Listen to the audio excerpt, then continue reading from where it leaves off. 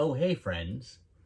I recently picked up a crazy record soundtrack box set and wanted to share opening it with you guys since I was going to crack it open. And probably not a lot of people are stupid like me and are willing to spend the kind of money that this thing was. So let's get started, I guess. I have got the Rambo trilogy film score box set. So this is Rambo, First Blood, and Rambo 3. The soundtracks on 5 records. First Blood is a single record, the other 2 are 2 record sets, and this is the original Jerry Goldsmith score. So why don't we crack open this huge box here and see what's inside. So bear with me 1 second. I'm a big fan of Jerry Goldsmith. He's done quite a lot of really good stuff, including the Supergirl soundtrack, which I'm sure nobody but me cares about. But here's this guy without all the glare. Very cool. We're going to crack this box open and see what's inside. So, pretty fancy. It's kind of like opening an Apple box. It's pretty tight. So there's the lid there. Inside, you're met with this image here and a little tab to bring everything out. So let's take a look at the top part here. So this is a 12-page booklet that they had advertised was inside of this set. I'm not sure exactly what's in here. No, it looks like some essays, some cover art without any trade dress. I can't remember. This one is obviously Drew Struzan, but the records are done by somebody else that is listed on the hype sticker here. Renato Casaro did the other images. Now, the images that are on these records, I've seen previously in older record releases where they're, usually European releases will have them. And then you have like the Drew Struzan artwork for the modern one. So yeah, a bunch of information in here on the Rambo trilogy. Oh, a great image from, I think that's Rambo 3, I'm pretty sure. Pretty classic, ridiculous 90s action movies. Yeah, pretty neat. Another picture. I mean, I'm a big fan of Sly, so far this has been awesome just for, you know, good paintings of classic Sly Stallone. But let's have a look at the records and see what they look like. So first up, we've got the single record release of First Blood. So that's really fancy. And again, that cover art is done by, sorry, I'm totally not rechecking because I forgot his name, but the cover art is done by Renato Casaro. And then you've got a photo from First Blood. So a fun fact everybody knows, First Blood was recorded in Hope, BC. There was a classic standoff on a bridge, and I believe that bridge was taken down in recent memory. We traveled through there when I was a kid in the 90s, and I remember like we stayed in a little hotel and went and looked at the bridge and stuff, and it was pretty cool. I don't think that they've had like a big, or back then there wasn't that big of a deal about the Rambo movies or whatever, or filming in local locations like there are today with like The Last of Us and stuff. So this is very, very fancy. So this has 20 tracks on 2 sides. This is the record here. Let's have a look at it. So it says that they're all translucent. Oh, very, very pretty. So there's a translucent blue record for the first one. I don't know if they're all going to be the same. And what's nice with these modern record releases, especially because they're so expensive now, is they usually include MoFi sleeves. So that's your paper jacket with the plastic insert, which helps protect your record against scuffing from removing it in and out. And then it kind of has like a what's called a tip-on oversized jacket. The record slides in and out nicely. So that's the record for First Blood. Have a look at number 2. All right, First Blood Part 2 is of course called Rambo. There it is there. This one kind of, it goes from like a thoughtful Vietnam commentary, post-Vietnam commentary in First Blood to a little more of a straightforward 80s action movie in line with things like Commando. Let's have a look here. This is a gatefold. So again, another Renato Casaro painting on the front. Great picture of Sly on the back. This is across 2 records now, so each side has 5 to 7. Oh, there's a pretty good gatefold inside. Looks like Sly is in trouble. I feel if there's a third one, he's going to get out of it. So slide these records out and see how they are. No, they aren't blue. Well, that's pretty exciting. So Rambo is red, translucent red. Very nice looking. Something about fresh, clean vinyl is always very exciting. I'm always pretty psyched to throw one of these on the table because you kind of get the best sound you're going to get off a record on your initial listen. And then depending on how filthy and disgusting you are, sometimes the sound quality can degrade. I take very good care of my stuff, so it generally sounds always good.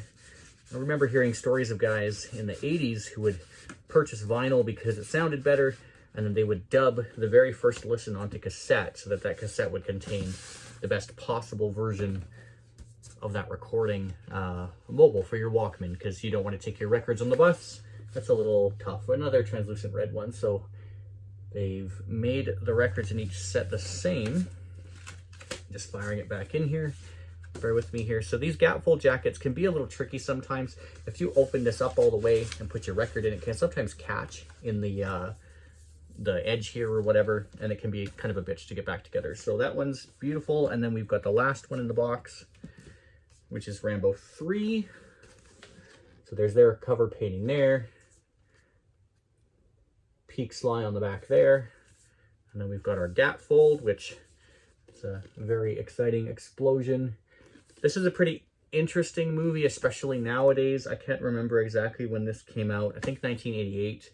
But it basically, Stallone is helping the Taliban defeat the Russians. And I remember a pretty great line in that movie where he says that the Taliban are never going to stop, never stop fighting. They're super dedicated, and they were the hero in the film. So interesting to see the change that has been. Oh, these are solid black.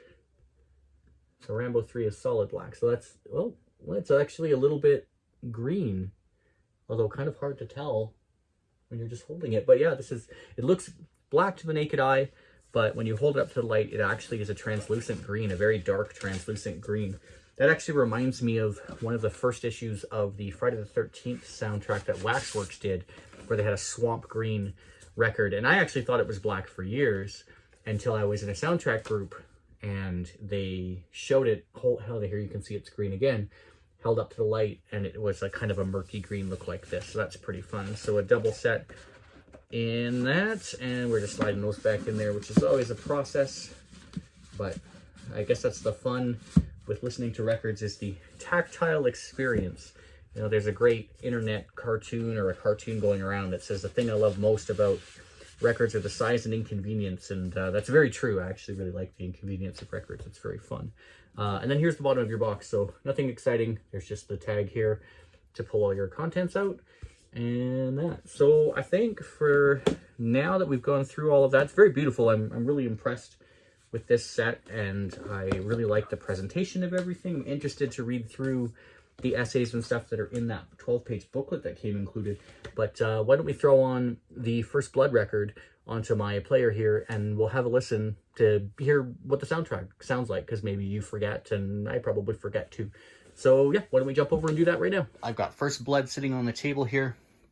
You can see my Godzilla slip mat through the translucent blue. If anybody cares, I'm running a Queen Rega RP1 table with an upgraded carbon needle, and I have a hot-rodded Harman Kardon PM645 amp receiver. I'm going to drop the needle here.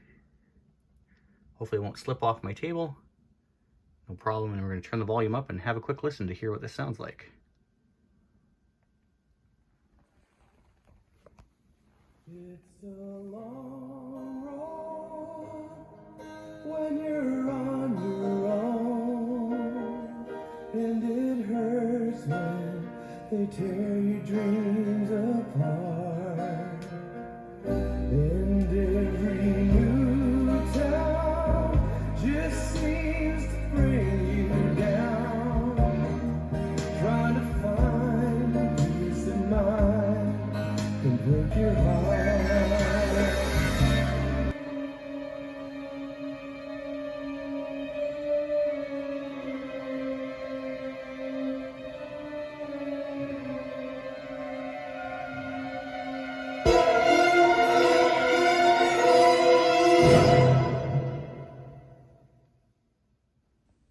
All right, so that's a quick listen to that. Was pretty impressed to see that the theme was on there. Obviously, I didn't read the box or the liner notes to realize it was on there, but it's always very cool when there's a vocal theme or an end credit song that's included in a collection of the film's score, which is typically the orchestral music. The orchestral music, of course, is classic Jerry Goldsmith. It's very big and bright. And what I remember from this movie is it's very like tense and paranoid. And I feel in the couple seconds of music that we listened to on there, that really came across, and it's very like abrupt and panicked kind of presentation in that music. I'm sure there's lower points in it as well, and higher points also. I'm certain there's a lot more like melodic and mellow things as well. It's just kind of where we were landing in that.